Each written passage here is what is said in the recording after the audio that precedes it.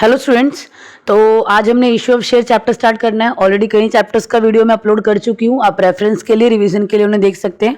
अभी issue of share chapter के playlist में इशू ऑफ शेयर के सारे टॉपिक्स शेयर इशू से करने से लेकर फॉर फीचर और री इशू या जितने भी केसेस हैं वो सब हमें इस प्लेलिस्ट में कवर करने हैं। वो महाराष्ट्र स्टेट बोर्ड के भी रहेंगे और सीबीएसई बोर्ड के भी रहने वाले हैं। ठीक है, तो चलो पहले थियरी से स्टार्ट करते हैं। इस वीडियो में, इस प्लेलिस्ट में हम ज़्यादा थियरी नहीं करेंगे। थियरी सिर्फ थोड़ा ओवरव्यू लेने के पॉइंट ऑफ व्यू से करेंगे, अदरवाइज हमारा जो ज़्यादा कॉन्सेंट्रेशन है वो प्रैक्टिकल्स पे ही रहने वाला है। ठीक है, देखिए सबसे पहले तो शेयर होता क्या है। एक होता है सोल प्रोप्राइटरशिप। सोल प्रोप्राइटरशिप में एक ही पर्सन ओनर है, सारा पैसा उसी का है। सेकंड होता है हमारे पास पार्टनरशिप। पार्टनरशिप में क्या होता है, 1 2 3 4 जितने भी पार्टनर्स होंगे सारा पैसा उनका होगा। पार्टनरशिप की सोल प्रोप्राइटरशिप का एक डिसएडवांटेज था क्या, कि वहां पे सारा रिस्क उस अकेले का था। पार्टनरशिप का भी डिसएडवांटेज है कि सारा रिस्क को पार्टनर्स को बियर करना पड़ेगा। तो ये ड्रॉबैक यानी रिस्क। अब रिस्क से बचने के लिए हम कहाँ आए, कंपनी में। अब कंपनी में क्या होगा कि कोई भी एक परमानेंट मेंबर नहीं होगा, हर मेंबर कुछ पर्टिकुलर नंबर ऑफ शेयर खरीदेगा। शेयर मतलब अगर मान लो कि मैं एक कंपनी में, ठीक है यहां पे देख लेते हैं एक बार, सपोज मैं एक कंपनी में 5 लाख रुपए इन्वेस्ट करना चाहती हूँ। किसी कंपनी में मैं 5 लाख इन्वेस्ट करना चाहती हूँ, तो मैं क्या करूंगी, ये चेक करूंगी कि उनका जो पर शेयर वैल्यू है वो कितना है, 10 रुपए है या 50 है या 100 है। तो अकॉर्डिंगली 10 का शेयर रहेगा तो मैं 50,000 शेयर खरीद लूंगी। अगर 50 का शेयर रहेगा तो मैं 10,000 शेयर खरीद लूंगी। और अगर 100 रुपए का एक शेयर रहेगा तो मैं क्या करूंगी, 5,000 शेयर्स को खरीद लूंगी। यानी मैंने क्या सोचा कि मैंने उस कंपनी में इन्वेस्ट करना है, मुझे 5 लाख रुपए इन्वेस्ट करने हैं, तो 5 लाख के मैंने ऐसे करके टुकड़े कर दिए हैं। ठीक है, तो अल्टीमेटली हो क्या रहा है कि हम कंपनी के जो टोटल पैसा है, कंपनी की जो टोटल कैपिटल रहेगी, उसे छोटे छोटे पार्ट्स में डिवाइड कर रहे हैं, छोटे छोटे पार्ट्स में। तो वो जो एक पार्ट का वैल्यू है, चाहे वो 10 हो, चाहे वो 50 हो, चाहे वो 100 हो, उस एक पार्ट के वैल्यू को आप क्या बोलते हो, शेयर्स। अब यहां पे क्या होगा, यहां पे रिस्क कम हो गया। कैसे कि मान लो मैंने 5 लाख रुपए के शेयर खरीदे हैं, तो मैं सिर्फ 5 लाख देने के लिए ही लायबल हूं। कंपनी मुझसे 5 लाख रुपए से एक भी रुपया एक्स्ट्रा चार्ज नहीं कर सकती। जबकि सोल में क्या था, सोल प्रोप्राइटरशिप में, सोल में जितना भी रिस्क था वो सारा मुझे बियर करना पड़ेगा। कैपेसिटी हो या ना हो, सारा रिस्क मुझे बियर करना ही पड़ेगा।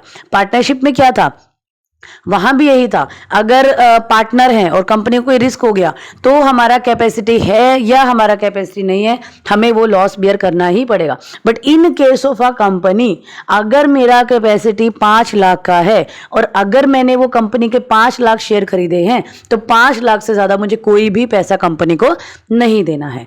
ठीक है, कंपनी में ये एडवांटेज रहता है कि आपका जो लायबिलिटी है वो लिमिटेड बाय शेयर है। लिमिटेड बाय शेयर मतलब जितना आपने शेयर खरीदा उतनी ही आपकी लायबिलिटी लिमिटेड होगी, उससे ज्यादा आप कुछ भी पे नहीं करोगे। ठीक है, कंपनी के टोटल कैपिटल को हम छोटे छोटे पार्ट्स में डिवाइड करते हैं और वो एक पार्ट को हम क्या बोलते हैं, शेयर बोलते हैं।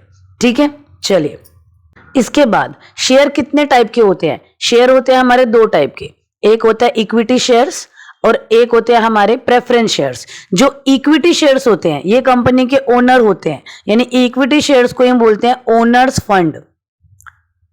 ठीक है, या share holders fund, share holders fund. और जो प्रेफरेंस शेयर्स होते हैं, होते तो वो भी ओनर हैं पर वो ऑर्डिनरी नहीं होते। इक्विटी शेयर होल्डर्स को हम ऑर्डिनरी ओनर्स बोलते हैं, ऑर्डिनरी। फिर इनमें डिफरेंस क्या होता है कि जो हमारे इक्विटी शेयर होल्डर्स हैं, इन्हें जो प्रॉफिट है वो लास्ट में मिलता है। लास्ट मतलब सारे एक्सपेंस पे कर दिए, सारे इंटरेस्ट पे कर दिए, इवन टैक्स भी पे कर दिया। अब जो कुछ पैसा बचेगा वो सारा इनको जाएगा। वो ज्यादा होगा तो इनको ज्यादा प्रॉफिट मिलेगा, वो कम होगा तो इनको कम प्रॉफिट मिलेगा।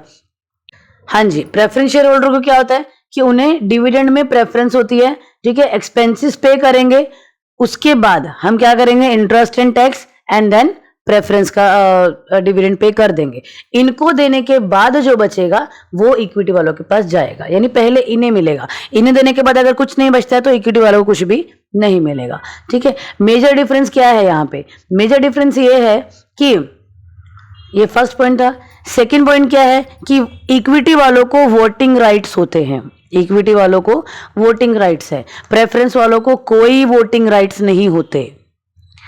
इक्विटी वालों को one vote one share one right होता है, वन शेयर वन राइट होता है।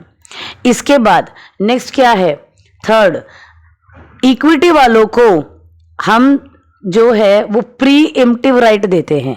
प्री इम्प्टिव राइट मतलब अगर कोई नया शेयर इशू करेंगे तो सबसे पहले इक्विटी वालों को बोलेंगे कि सर ऐसा हम न्यू शेयर इशू कर रहे हैं, आपको चाहिए तो आप खरीद लो। इक्विटी वालों को देने के बाद उसके बाद अगर बचता है, मतलब इक्विटी वालों ने बोला कि हमें नहीं खरीदने, उसके बाद ये प्री इम्प्टिव राइट प्रेफरेंस वालों को मिलता है, ठीक है, वरना सबसे पहले ये इक्विटी को ही रहता है। उसकी नेक्स्ट, इक्विटी वाले मैनेजमेंट का पार्ट बन सकते हैं, प्रेफरेंस वाले मैनेजमेंट का पार्ट नहीं बन सकते हैं। क्लियर है, बस ये मेजर डिफरेंस रहता है। अब उसके बाद देखो कुछ, हाँ जी, अब उसके बाद देखो यहां पे दिया है इन्होंने, ये शेयर जो प्रेफरेंस नहीं है उसे हम इक्विटी बोलते हैं, यानी इन्हें नॉट एंटाइटल्ड फिक्स डिविडेंड, इन्हें फिक्स डिविडेंड भी नहीं मिलेगा, इन्हें प्रायोरिटी भी नहीं है रीपेमेंट के लिए, रीपेमेंट भी इनको बाद में किया जाएगा। अगर कंपनी के पास प्रॉफिट बचता है सारे के सारे एक्सपेंसेस या प्रेफरेंशियल राइट को देने के बाद, तो इन्हें पैसा मिलता है। ये सबसे ज्यादा रिस्क बेयरर होते हैं, ठीक है, इसीलिए यही कंपनी के रियल ओनर्स होते हैं, ठीक है, क्योंकि ये डिविडेंड कब ले सकते हैं, जब हम सारे एक्सपेंसेस को पे कर देंगे, सारे डिविडेंड दे देंगे, उसके बाद इनको मिलेगा, ठीक है। और प्रेफरेंस का क्या है, प्रेफरेंस क्या है, जिनको राइट है पहले इन्हें पेमेंट दिया जाएगा with respect to payment of right, पहले पेमेंट इन्हें किया जाएगा, यानी इनको प्रेफरेंशियल राइट होता है, ठीक है। उसके बाद इनका रेट ऑफ डिविडेंड भी फिक्स होता है, क्लियर है। इसके बाद इन्हें 4 अलग फीचर्स दिए हैं हमने, 4 मतलब टोटल जो प्रेफरेंस शेयर है ना वो 8 टाइप के होते हैं, 8, 4 टाइप होते हैं, 4 उनके रिवर्स होते हैं। वो एक बार देखो जरा। सबसे पहला दिया है cumulative preference share. Cumulative preference share वो होते हैं अगर इन्हें एक साल अगर इन्हें प्रॉफिट नहीं मिला तो इनका प्रॉफिट अगले साल में ऐड हो जाता है। मतलब अगर इन्हें 2019 में प्रॉफिट नहीं दिया तो 2020 में जब प्रॉफिट देने का टाइम आएगा तो 19 और 20 दोनों का प्रॉफिट इन लोग को एक साथ में मिलेगा क्यूमुलेटिव के केस में, ठीक है। नॉन क्यूमुलेटिव वालों को कोई प्रॉफिट इकट्ठा नहीं होता। अगर 2019 में प्रॉफिट नहीं मिला तो वो आगे भी नहीं मिलेगा, सिर्फ 2020 में इसी एक साल का प्रॉफिट मिलने वाला है, यानी कोई भी प्रॉफिट इनका इकट्ठा नहीं होगा। रिडीमेबल प्रेफरेंस शेयर जो कंपनी लाइफ टाइम में रिडीम करती है, ठीक है, यानी कि लाइफ टाइम के लिए हमें वो प्रेफरेंस शेयर नहीं रखने, 8 साल 5 साल 10 साल इतने के लिए हम वो शेयर्स को रखते हैं। इररिडीमेबल प्रेफरेंस शेयर जिन्हें हम लाइफ टाइम में रिडीम नहीं कर सकते, इन्हें डायरेक्ट कंपनी के बंद होने के टाइम पे ही रिडीम किया जाता है। एक्चुअल में इररिडीमेबल प्रेफरेंस शेयर हम इश्यू नहीं करते हैं। Then participative preference share. Participative preference share वो प्रेफरेंस शेयर होते हैं जिन्हें रेजिडुअल प्रॉफिट का मतलब क्या है, ठीक है, मान लो कंपनी को प्रॉफिट हो रहा है से 1 लाख, ठीक है, मैं एज्यूम करती हूँ कंपनी को 1 लाख का प्रॉफिट है, इसमें से कंपनी ने एक्सपेंसेस माइनस किए, कंपनी को 70,000 बच गया, कंपनी ने डिबेंचर का पेमेंट किया सपोज 20 बच गया, अब ये 50 है। अब इस 50 में से मान लो प्रेफरेंस शेयर का पेमेंट बनता था 10,000 हमने इनको दे दिया, बचा कितना 40। अब हमारे पास 2 ऑप्शन है, या तो पूरा 40,000 हम इक्विटी वालों को दे दे, या इसमें से कुछ शेयर इक्विटी को देके कुछ सेव कर ले, तो अगर मैंने कुछ सेव किया है, मतलब इक्विटी को से यहाँ पे मैंने 30,000 रुपये इक्विटी को दिया, अभी भी 10 बच रहा है, तो अगर वो share holder participative share holder होंगे तो ये जो रिमेनिंग 10,000 है, इस 10,000 रुपये में भी उनको पैसे मिलेंगे। और अगर वो नॉन पार्टिसिपेटिव होंगे तो जैसे ही उनका पहले वाला पेमेंट किया, रिमेनिंग अमाउंट में उनका कोई शेयर नहीं है। अभी एक्स्ट्रा मेरे पास 10,000 बचे, 20 बचे या 30 बचे, वो इनको नहीं मिलने वाला है, ठीक है। पार्टिसिपेटिव वालों को रिमेनिंग जो प्रॉफिट बचता है उसमें शेयर मिलता है, लेकिन नॉन पार्टिसिपेटिव को नहीं मिलता है। क्लियर है। इसके बाद होते हैं convertible and non convertible preference share. Convertible जिनको हमने राइट दिया है कि वो लाइफ टाइम में इक्विटी शेयर में कन्वर्ट हो सकता है, और नॉन कन्वर्टिबल जो अपने लाइफ टाइम में इक्विटी में कन्वर्ट नहीं हो सकते हैं, ठीक है। ये आपके अकाउंट्स के सिलेबस में नहीं है, पर फिर भी मैंने आपको बता दिया कि नाम दिए थे तो आपको पता रहना चाहिए, ठीक है।